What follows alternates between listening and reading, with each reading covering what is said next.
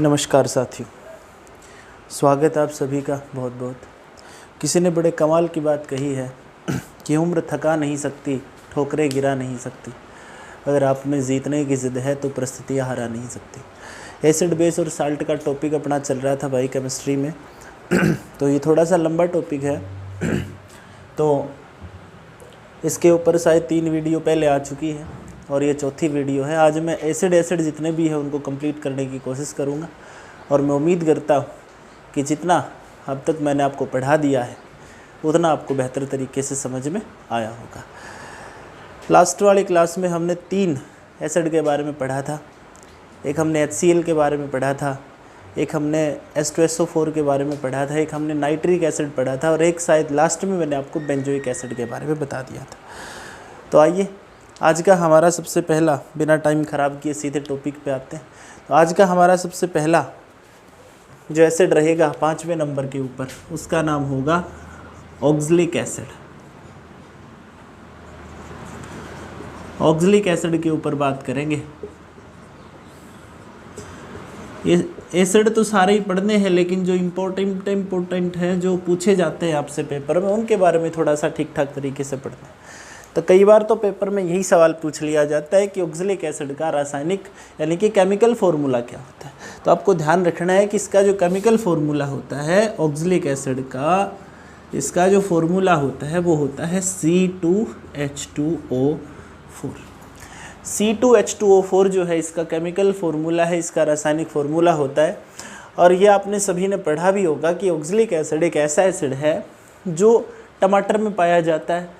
यानी कि टमाटर जब हम खाते हैं, जो हम टोमेटो खाते हैं, तो टमाटर में जब जो खट्टा रस होता है उसके अंदर जो खट्टापन है वो कौन से एसिड के कारण होता है? वो टमाटर के कारण होता है। और दूसरा एक आपको ये भी पता होगा कि पालक, जिसको पिंच कहते हैं सॉरी पालक के अंदर भी कौन सा एसिड जो है पाया जाता है ज़्यादा मात्रा में? तो आपको आंसर देना है कि सर पालक के अंदर भी ज़्यादा मात्रा जो होती है वो ऑक्सैलिक एसिड की होती है। ठीक है, ये दोनों चीज़ें आपको ध्यान रखनी है। टमाटर के अंदर ऑक्सैलिक एसिड होता है। इसके बारे में क्वेश्चन और भी इम्पोर्टेंट आता है भाई ऑक्सैलिक एसिड के बारे में, कि कपड़ों के ऊपर जब जिद्दी दाग धब्बे लग जाते हैं, कई बार बहुत इम्पोर्टेंट है, कपड़ों पर साथ साथ नोट करेंगे, कपड़ों पर लगे जिद्दी दाग धब्बे हटाने के लिए, दाग धब्बे हटाने के लिए हम कौन से एसिड का प्रयोग करते हैं? तो आपको सीधा सा आंसर देना है कि उसके लिए हम सर ऑक्सैलिक एसिड का यूज़ करते हैं। और ये ऑक्सैलिक एसिड कभी कभी आपके शरीर के अंदर पथरी का कारण भी बनता है प्यारे दोस्तों। क्योंकि देखिए, थोड़ा सा समझने की बात है कि हमारे शरीर के अंदर जो पथरी बनती है, हमारे शरीर में जो स्टोन बनता है, चाहे वो आपकी किडनी में बने, चाहे वो आपकी कहीं भी जो आपके उदर में जो स्टोन बनता है, पथरी बनती है, उसका सबसे बड़ा कारण ऑक्सैलिक एसिड होता है। क्यों? क्योंकि जो पथरी होती है उसको हम जो साइंस की लैंग्वेज है उसके अंदर हम उसको नाम देते हैं कैल्शियम ऑक्सलेट का। ठीक, इसका जो रासायनिक नाम होता है पथरी का वो होता है कैल्शियम ऑक्सलेट। और ये कैल्शियम ऑक्सलेट जो है ये आपके शरीर में जब ज़्यादा मात्रा में बढ़ जाएगा तो आपको पथरी हो जाएगी। सपोज करो आपने रात के समय पालक खा ली, या आपने रात में टमाटर की सब्ज़ी खा ली और उसके ऊपर से आपने दूध पी ली, तो दूध के अंदर कैल्शियम की मात्रा ज़्यादा होने के कारण वो कैल्शियम इस टमाटर के अंदर जो ऑक्सैलिक एसिड पाया जाता है इसके साथ रिएक्ट करके कैल्शियम ऑक्सलेट बना लेता है। और यही कैल्शियम ऑक्सलेट बाद में आप पथरी के नाम से आपके शरीर के अंदर जाना जाएगा। तो आपको ध्यान रखना है, बहुत इंपॉर्टेंट चीज़ें हैं। ऑक्सैलिक एसिड रासायनिक फार्मूला C2H2O4। टमाटर और पालक के अंदर इसकी बहुलकता पाई जाती है सर, ये ज़्यादा मात्रा में पाया जाता है। और कपड़ों पर लगे हुए जिद्दी दाग धब्बों को हटाने में सर इसका यूज हम करते हैं। तो इतने ही क्वेश्चन आपको याद रखने हैं ऑक्सैलिक एसिड के बारे में। ठीक है, साथ साथ नोट करते रहिए। इतने ही क्वेश्चन आपको ऑक्सैलिक एसिड के बारे में याद रखने हैं। इससे अगला जो आपका वो है उसका नाम है एसिटिक एसिड। अगला जो एसिड है उसका नाम है एसिटिक एसिड, एसिटिक अम्ल। हिंदी में हम इसको एसिटिक अम्ल के नाम से जानते हैं। एसिटिक एसिड कह दो चाहे एसिटिक अम्ल कह दो, बात एक ही है। CH3COOH फॉर्मूला कई बार पूछा जाता है पेपर में, CH3COOH। ये इसका रासायनिक फॉर्मूला है। एसिटिक एसिड को ही दूसरे शब्दों में इसी एसिड का दूसरा नाम और भी है, इसको हम विनेगर एसिड के नाम से भी जानते हैं। विनेगर एसिड यानी कि हिंदी में लिखेंगे इसको हम सिरका अम्ल भी कहते हैं। क्यों सर? क्योंकि ये जो चीज़ है ना ये सिरके में पाई जाती है। आप जो घरों में यूज़ करते हो, अचार जब डालते हैं तो अचार डालते समय अचार के अंदर अपने घरों में तो नॉर्मली हम यूज़ कर लेते हैं तेल का, लेकिन जहाँ पे ये जनरली क्या होता है कि अचार को प्रिजर्व करने में हम सिरके का यूज़ करते हैं। हम यूज़ करते हैं किसका? विनेगर का। तो आपको ध्यान रखना है कि जो विनेगर एसिड है वो एसिटिक एसिड का ही नाम है। कई बार इसमें क्वेश्चन पूछ लिया जाता है कि विनेगर जो होता है यानी कि जो सिरका होता है जिसका इस्तेमाल घरों के अंदर अचार आदि डालने में किया जाता है या बहुत सारी चीज़ों को प्रिजर्व करने में किया जाता है, इसके अंदर कौन कौन सी चीज़ें होती हैं? तो आपको ध्यान रखना है इसके अंदर 2 चीज़ें होती हैं सर। लगभग 95% जो मात्रा होती है वो इसके अंदर विनेगर यानी कि सिरके के अंदर पानी की होती है, और 5% जो मात्रा होती है वो इसके अंदर एसिटिक एसिड की होती है। तो अगर आपसे कोई पूछ ले कि विनेगर जो होता है या सिरका जो होता है उसके अंदर कितना प्रतिशत पानी होता है, तो उत्तर देना है सर उसके अंदर पानी जो होता है वो होता है 95 यानी कि लगभग 95%। और एसिटिक एसिड की जो मात्रा होती है वो होती है लगभग कितना? 5%। एक क्वेश्चन आपको इसके साथ साथ ये भी नोट करना है कि इस विनेगर एसिड का यूज हम करते हैं कहाँ पे? जो खाने की चीज़ें हैं, खाने की वस्तुओं को या खाने की चीज़ों को, जो चीज़ आपको बनानी है खाने के लिए, जिसको आपने प्रिजर्व करना है, आप ये चाहते हैं कि वो चीज़ आपके घर में कई दिन लंबे समय तक उसको खाने के लिए यूज़ किया जा सकता हो, तो खाने की वस्तुओं को प्रिजर्व करने के लिए या संरक्षित करने के लिए हम जिस एसिड का यूज करते हैं, संरक्षित करने के लिए हम जिस एसिड का यूज करते हैं उसका नाम कुछ और नहीं बल्कि उसको हम एसिटिक एसिड के नाम से ही जानते हैं। तो एक तो इसका फार्मूला आपको याद होना चाहिए। एसिटिक जो एसिड है उसको हम CH3COOH के नाम से जानेंगे। दूसरा इसी को कहते हैं विनेगर एसिड। क्यों? क्योंकि विनेगर में यूज़ होता है सर, सिरके के अंदर यही एसिड होता है, और विनेगर में 95% पानी होता है, 5% एसिटिक एसिड होता है। दूसरी बात आपको याद करना है कि खाने की वस्तुओं को प्रिजर्व करने के लिए, उनको संरक्षित करने के लिए, ताकि वो लंबे समय तक खराब ना हो, इसके लिए हम उनमें कौन से एसिड का यूज करते हैं? तो आंसर आपको देना है सर उसके अंदर हम यूज़ करते हैं एसिटिक एसिड का। तो इतने सारे क्वेश्चन आपको एसिटिक एसिड के बारे में ध्यान रखने हैं। इससे अगला एसिड आप लिखेंगे बोरिक एसिड। अगला आप लिखेंगे बोरिक एसिड। नेक्स्ट जो हमारा एसिड है उसका नाम है बोरिक एसिड, या इसको कई बार ऑर्थोबोरिक एसिड भी बोल देते हैं। ऑर्थोबोरिक एसिड, हिंदी में कुछ नहीं नाम नहीं होगा, हिंदी के अंदर आप इसको बोरिक अम्ल लिख सकते हैं। इसका जो फॉर्मूला होता है वो होता है H3BO3। H3BO3 के नाम से इसको जानते हैं। इसको बोरिक एसिड लिख सकते हैं, इसको कई बार हम इसको ऑर्थोबोरिक एसिड भी बोल देते हैं। बात एक ही, दोनों एक ही एसिड के नाम हैं। मैंने जब स्टार्टिंग में आपको एसिड पढ़ाए थे तो मैंने आपको ये बताया था, उसमें जब हमने बोरिक एसिड का जिक्र किया था तो मैंने बताया था कि इस एसिड का यूज हम आई ड्रॉप बनाने में करते हैं। तो एक तो ये क्वेश्चन बहुत इंपॉर्टेंट है, आपको ध्यान रखना है कि कौन से एसिड का यूज हम आई ड्रॉप बनाने में करते हैं। तो आई ड्रॉप जितनी भी होती हैं, जितने भी टाइप की हम आँखों की दवाइयाँ बनाते हैं, मेडिकल साइंस के अंदर जितने भी टाइप के आई ड्रॉप्स बनाए जाते हैं, चाहे वो आई के किसी डिजीज़ की हो या फिर वो आई को वॉश करने की ड्रॉप हो, उसके अंदर हम कौन से एसिड का यूज करेंगे? तो आपको सीधा सा आंसर देना है कि सर उसके अंदर हम यूज़ करते हैं बोरिक एसिड का। दूसरा आपको ध्यान रखना है कि ये कई बार यूज़ किया जाता है स्किन प्रॉब्लम को ठीक करने में।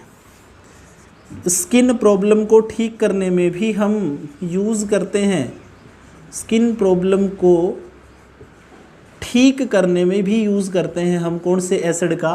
तो आंसर देना है कि उसके अंदर भी सर हम बोरिक एसिड का ही यूज़ करते हैं। पहला इसका यूज मैंने आपको बता दिया, आई ड्रॉप बनाने में यूज़ होता है। दूसरा मैंने बता दिया इससे स्किन प्रॉब्लम भी दूर हो सकती है। और तीसरा, ये स्किन प्रॉब्लम को ठीक कैसे कर सकता है मैं आपको ये भी बता सकता हूँ। आपको ध्यान रखना है कि स्किन प्रॉब्लम को ठीक कैसे करता है, क्योंकि ये जो एसिड है ना बोरिक एसिड, ये एक एंटीसेप्टिक क्रीम की तरह काम करता है। ये एक एंटीसेप्टिक क्रीम की तरह काम करता है, एंटीसेप्टिक क्रीम की तरह काम करता है, काम करता है।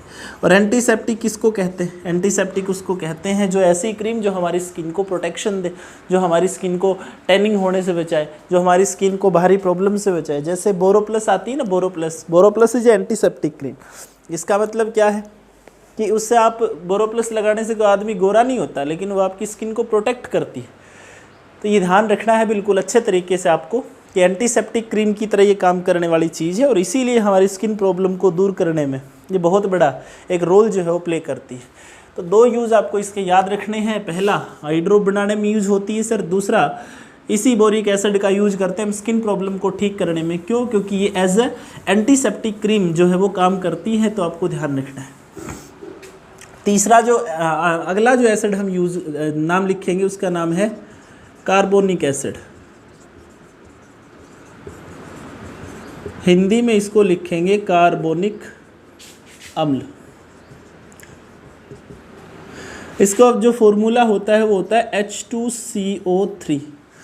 H2CO3 जो है वो रासायनिक फार्मूला है, वो एक केमिकल फार्मूला है कौन से एसिड का, तो आपको ध्यान रखना है। ये कार्बोनिक एसिड का रासायनिक फार्मूला होता है सर। और कार्बोनिक एसिड एक ऐसा एसिड है जो एसिड यूज़ किया जाता है कहाँ पे? सॉफ्ट ड्रिंक बनाने में। आप सबको पता है, हम ये चीज़ बार बार पढ़ते भी आ रहे हैं कि जितनी भी टाइप की जो सॉफ्ट ड्रिंक होती हैं, और सॉफ्ट ड्रिंक को ओब्लिक करके आप कोल्ड ड्रिंक भी लिख सकते हो, तो सॉफ्ट ड्रिंक और कोल्ड ड्रिंक बनाने में जिस एसिड का यूज किया जाता है वो कोई और नहीं बल्कि वो कार्बोनिक एसिड ही होता है। देखिए क्या होता है ये कार्बोनिक एसिड, जो कोल्ड ड्रिंक हम बनाते हैं, जो या सॉफ्ट ड्रिंक हम बनाते हैं, उसके अंदर H2CO3 is a chemical formula of carbonic acid. तो ये जो H2CO3 जब उसके अंदर भरा जाता है और जब आप कोल्ड ड्रिंक की बोतल को खोलोगे ना, तो ये कार्बोनिक एसिड 2 चीज़ों के अंदर ब्रेक हो जाएगा, टूट जाएगा। ये 2 चीज़ों में टूट जाएगा, एक तो ये CO2 गैस में टूट जाएगा और दूसरा ये H2O यानी कि पानी के अंदर टूट जाएगा। तो जब आप इसको खोलते हो तो H2CO3 जो है वो कार्बन डाइऑक्साइड गैस, इसका कुछ हिस्सा CO2 के रूप में उस कोल्ड ड्रिंक से बाहर निकल जाता है। तो आपको ये ध्यान रखना है। कई बार ये भी लिखते हैं, ये भी क्वेश्चन पूछा जाता है कि सॉफ्ट ड्रिंक या कोल्ड ड्रिंक को जब खोलते हैं तो उसके अंदर से कौन सी गैस निकलती है, तो ये भी याद हो जाएगा कि इससे CO2 गैस निकलती है सर। और कार्बोनिक एसिड का यूज हम करते हैं कहाँ पे? हम करते हैं सर सॉफ्ट ड्रिंक या कोल्ड ड्रिंक बनाने में। तो ये दोनों बातें आपको याद रखनी पड़ेंगी। तीसरी बात आपको याद रखनी है कि कार्बोनिक एसिड का ही यूज़ क्यों करते हैं सर हम? सॉफ्ट ड्रिंक या कोल्ड ड्रिंक जब बनाते हैं उसके अंदर हम कार्बोनिक एसिड का यूज क्यों करते हैं? तो आपको ध्यान रखना है कि सॉफ्ट ड्रिंक या कोल्ड ड्रिंक जो हमने बनाई है, जिसका मैन्युफैक्चरिंग कंपनी के अंदर किया गया है फैक्ट्री में, वहाँ पे इसमें कार्बोनिक एसिड मिलाया गया। क्यों? ताकि इसको सड़ने से बचाया जा सके, सड़ने से बचाया जा सके। ठीक है। अगर कोई आपसे ये कह दे कि CO2 के जो गैस होती है या जो पानी होता है, दोनों के अंदर टूट जाता है कार्बोनिक एसिड। और कार्बोनिक एसिड जो है वो कोल्ड ड्रिंक या सॉफ्ट ड्रिंक में यूज़ क्यों किया जाता है? ताकि कोल्ड ड्रिंक या सॉफ्ट ड्रिंक ज़्यादा दिन तक, लंबे समय तक ख़राब ना हो, वो सड़े नहीं, उनको सड़ने से बचाया जा सके। इसीलिए सॉफ्ट ड्रिंक या कोल्ड ड्रिंक के अंदर हम कार्बोनिक एसिड का जो यूज़ है वो करते हैं। तो ये बातें आपको याद यहाँ पर रखनी पड़ेंगी। चलिए अगला जो हमारा एसिड है वो है टार्ट्रिक एसिड। अगला जो है हमारा वो है टार्ट्रिक एसिड। नेक्स्ट वो है हमारा टार्ट्रिक एसिड। इसको टार्ट्रिक ही बोलते हैं भाई, टार्ट्रिक अम्ल। इसका फॉर्मूला होता है C4H6O6। इसका रासायनिक जो फॉर्मूला होता है, इसका केमिकल फॉर्मूला जो है वो होगा C4H6O6। और टार्टरिक एसिड के बारे में ज़्यादा लंबी चौड़ी बातें बताने की नहीं है, क्योंकि आप सब इससे पहले से अवगत हैं कि टार्टरिक एसिड जो है वो, इसके बारे में 2-4 बातें आपको ध्यान रखनी पड़ेंगी कि कैसा एसिड सर? जिस एसिड की बहुलकता पाई जाती है इमली में। इमली जो होती है ना, इमली जो हम इमली खाते हैं, इमली और इमली के साथ साथ दूसरी चीज़ आप लिखेंगे कि जो अंगूर होता है, जो ग्रेप्स होते हैं, इमली और अंगूर के अंदर कौन से एसिड की प्रधानता या कौन से एसिड की मात्रा जो है वो ज़्यादा पाई जाती है, जिसकी वजह से वो हमें खट्टेपन का एहसास करवाते हैं। तो आपको आंसर देना है कि सर इसके अंदर जो टार्टरिक एसिड है उसकी मात्रा ज़्यादा पाई जाती है। ये कॉमन से सवाल है, ज़्यादा डीप इसमें नहीं पूछा जाएगा आपसे। इसमें इतना ही पूछ सकता है कि what is the chemical formula of tartaric acid, या फिर वो आपसे पूछ सकता है कि इमली में और ग्रेप्स यानी कि जो अंगूर है उनके अंदर कौन से एसिड का यूज़ किया जाता, उनमें कौन सा एसिड पाया जाता है। तो आंसर होगा आपका कि सर उनके अंदर जो है वो टार्टरिक एसिड की मात्रा ज़्यादा है। नेक्स्ट आप लिखेंगे फॉर्मिक एसिड। नेक्स्ट आप लिखेंगे फॉर्मिक एसिड,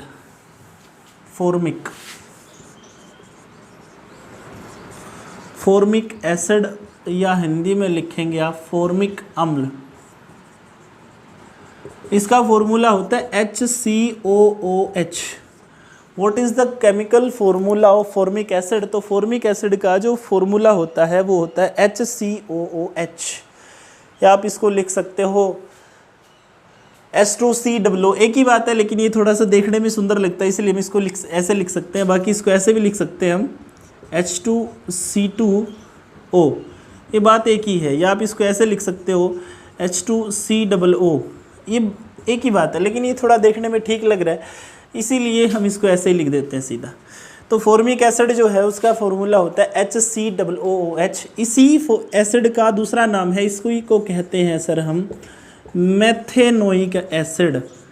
ये कई बार बच्चे इसमें कंफ्यूज हो जाते हैं, भाई इसमें कंफ्यूज नहीं होना। मेथेनोइक एसिड या मेथेनोइक जो अम्ल है वो फॉर्मिक एसिड का ही दूसरा नाम है। इसको देख करके भ्रमित होने की आवश्यकता आपको नहीं है। आपको बखूबी अच्छे तरीके से ये बात ध्यान रखनी है कि कौन से एसिड को मेथेनोइक एसिड भी कहा जाता है। तो आपका आंसर होगा कि सर मेथेनोइक एसिड के नाम से ही हम जानते हैं किसको, फॉर्मिक एसिड को। और आप सबको पता है, ये बताने की बात नहीं है कि फॉर्मिक एसिड की जो मात्रा है वो चींटियों में बहुत ज़्यादा पाई जाती है ना। ये फॉर्मिक एसिड जो है ये कहाँ पाया जाता है सर? ये चींटियों में पाया जाता है, चींटियों में पाया जाता है सर, पाया जाता है। चींटियों में कौन सा एसिड जो है वो पाया जाता है? तो आंसर होगा फॉर्मिक एसिड। चींटियां एक सामाजिक प्राणी है, समाज के अंदर रहने वाली प्राणी है। इनकी दोनों आंखें प्यारे दोस्तों ये कहा जाता है कि संयुक्त होती हैं, यानी कि दोनों आंखें एक ही जगह के ऊपर होती हैं। एक ऐसा जानवर, एक ऐसा प्राणी इस धरती का जो अपने खुद के वजन से 50 गुना ज़्यादा वजन उठाने की क्षमता रखती हैं। तो आपको ध्यान रखना है। कई बार होता है ना, क्यों पूछा जाता है कि भाई चींटियां एक लाइन में सीधी रेखा के अंदर चलती हैं, क्यों? क्योंकि वो कौन सा एसिड छोड़ते हुए आगे चलती हैं, तो फॉर्मिक एसिड का नाम उसमें लिया जाता है। बिच्छू के अंदर कौन सा एसिड पाया जाता है? बिच्छू, ततैया, मधुमक्खी, हनी बीज जो होती हैं, इन सभी के अंदर कोई और नहीं, कोई दूसरा एसिड नहीं, बल्कि सभी के अंदर ही फॉर्मिक एसिड की जो मात्रा है वो ज़्यादा पाई जाती है। और इस फॉर्मिक एसिड का नाम इस हनी बीज के नाम के ऊपर ही, चींटियों के नाम के ऊपर ही पड़ा है प्यारे दोस्तों। क्यों? क्योंकि चींटियां जो है इनको लैटिन भाषा के अंदर फेमिकस के नाम से जानते हैं। चींटियों का जो लैटिन नेम होता है, इनका जो लैटिन नेम होता है वो होता है फेमिकस, और इसी फेमिकस से बना फॉर्मिक। ठीक है, तो ये आपको ध्यान रखना है। चींटियों का लैटिन नेम जो है वो फेमिकस होता है। फेमिकस से ही फॉर्मिक एसिड जो है इस शब्द की उत्पत्ति मानी जाती है। तो ये कुछ ऐसे एसिड थे जो इम्पोर्टेंट थे, जिनके फॉर्मूले आपको ध्यान रखने हैं, जो आपसे पेपर में पूछे जाएंगे। फॉर्मूले के साथ जिनको याद करना है, और ये मैंने मोस्टली आपको वो लिखवाए जो बार बार एग्जामों के अंदर रिपीट किए जाते हैं। इतने तो आपको याद होने ही होने चाहिए। अब उसके बाद हम कुछ नाम और लिखेंगे, यहाँ पे कुछ चीज़ें और ऐसी देखेंगे जिनके अंदर अलग अलग टाइप के एसिड जो है वो पाए जाते हैं, और ये भी बार बार आपसे एग्ज़ाम के अंदर पूछी गई बातें हैं। तो यहाँ पे थोड़ी सी बातों का चर्चा हम और करेंगे। जैसे मैं यहाँ पे लिखता हूँ, नींबू के अंदर कौन से एसिड की मात्रा होती है? नींबू के साथ साथ ओब्लिक लगा के लिखेंगे संतरा। नींबू के अंदर कौन से एसिड की मात्रा होती है? संतरे में कौन से एसिड की मात्रा होती है? सेब के अंदर कौन सा एसिड होता है? आंवले के अंदर कौन सा एसिड होता है? मक्खन के अंदर कौन सा एसिड होता है? इस तरीके से हमें कुछ एसिड जो है वो और याद करने पड़ेंगे। कुछ एसिड की जो मात्रा है वो हमें और देखनी पड़ेगी। चाय के अंदर कौन सा एसिड होता है? विच acid is found in T? गेहूं के अंदर कौन सा एसिड पाया जाता है? अब यहाँ पे लिखेंगे जो आप पेन किलर खाते हैं, दर्द की जो दवाइयाँ खाते हैं, उनमें कौन सा एसिड पाया जाता है? अच्छा, मैं एक बार कैमरे में देख लेता हूँ कहाँ तक आपको नज़र आ रहा है। अच्छा, पेन किलर दिख रहा है, गुड। अच्छा, पके हुए आम में कौन सा एसिड पाया जाता है? पके हुए आम में, पका हुआ आम, चलिए पहले मैं आपको इतने लिखवा देता हूँ, उसके बाद आगे की बात करेंगे। जहाँ हम बात करते हैं नींबू और संतरे का, तो मुझे नहीं लगता कि किसी व्यक्ति को नहीं पता होगा, किसी बच्चे को नहीं पता होगा। इसको सिट्रिक या प्यारे दोस्तों कहते हैं साइट्रिक एसिड। नींबू और संतरे के अंदर सिट्रिक या साइट्रिक एसिड की जो मात्रा है, उसकी मात्रा जो है वो ज़्यादा पाई जाती है। सेब की बात की जाए तो सेब के अंदर होता है प्यारे बच्चों मैलिक अम्ल या मैलिक एसिड।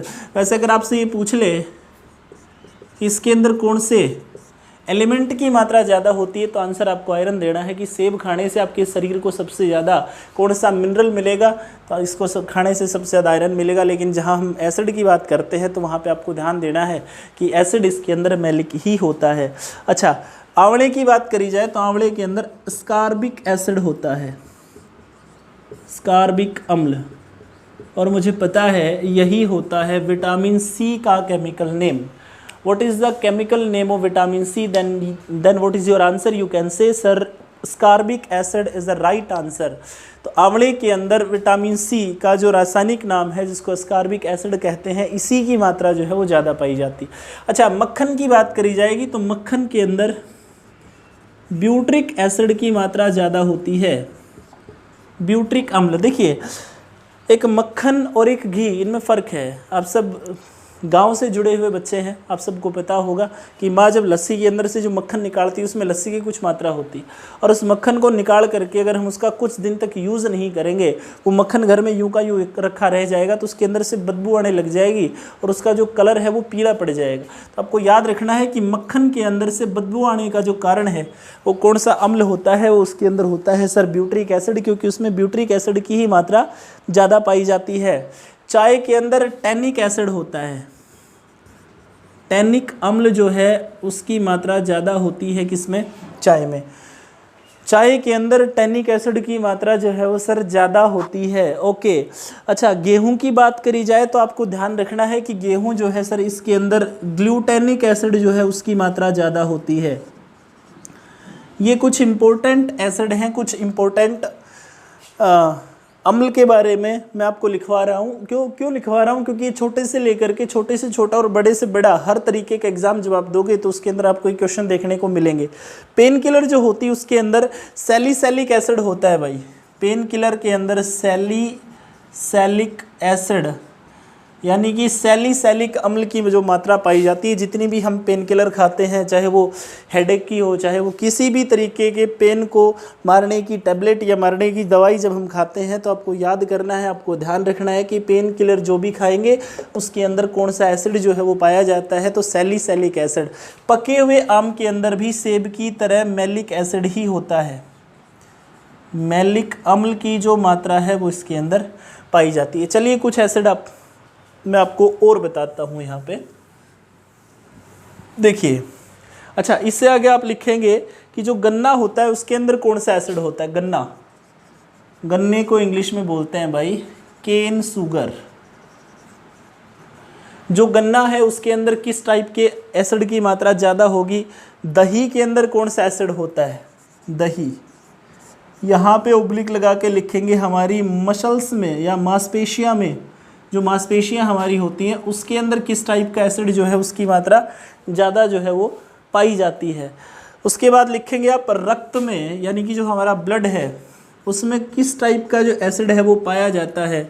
उसके बाद आप लिखेंगे कि हमारा जो यूरिन है, जिसको हम मूत्र कहते हैं, मानव मूत्र, उसके अंदर कौन से एसिड की जो मात्रा है वो ज़्यादा मिलेगी। और एक आप लिखेंगे कि हमारे आंसुओं के अंदर, जो हमारे आंसू हैं, टीयर्स जो हैं, हमारे आंसुओं में या जिसको कहते हैं टीयर्स, इनके अंदर कौन से एसिड की मात्रा ज़्यादा पाई जाएगी। तो एक एक करके इनके आंसर आप नोट करेंगे। गन्ना जो होता है केन शुगर, इसके अंदर ग्लाइकोसिस एसिड जो है वो ज़्यादा पाया जाता है भाई। ग्लाइकोसिस एसिड, ग्लाइकोसिस अम्ल की मात्रा ज़्यादा होती है गन्ने के अंदर। दही की बात करें, मांसपेशियों की बात करें, इनके अंदर पाया जाता है ज़्यादा मात्रा में लैक्टिक एसिड। दही में लैक्टिक एसिड की मात्रा, दूध में एसिड नहीं पाया जाता प्यारे दोस्तों, इस बात को अपने दिमाग से मतलब एग्जिट कर देना। कई सारे बच्चे लिखेंगे बोला दूध में कौन सा एसिड होता है, तो दूध में किसी प्रकार का कोई एसिड नहीं होता। एसिड होता है दही के अंदर।